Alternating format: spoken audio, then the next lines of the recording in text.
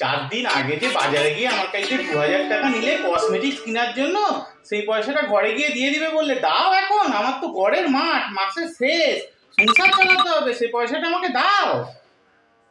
আরে শুনতে পাচ্ছ নি? ও গিন্নি, দাও পয়সাটা দাও। আরে ও গিন্নি, শুনতে পাচ্ছ না? দাও পয়সাটা দাও।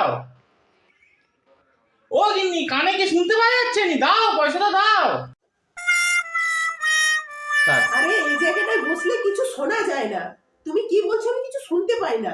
তুমি এই জায়গাটা বসে দেখো, তুমিও শুনতে পাবে না, ঠিক আছে?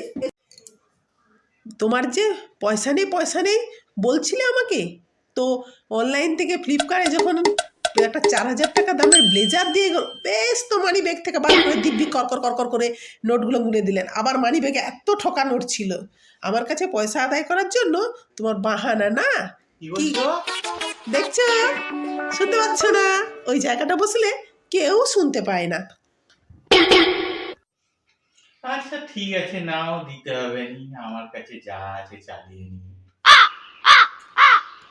এবার বুঝেছো কিপটেবর? তুমি কিপটেবর আর তোমার কিপটেবরের বউ আমি। তোমার বোঝাচ্ছি মজা, এভাবেই আমি পকেট কাটবো।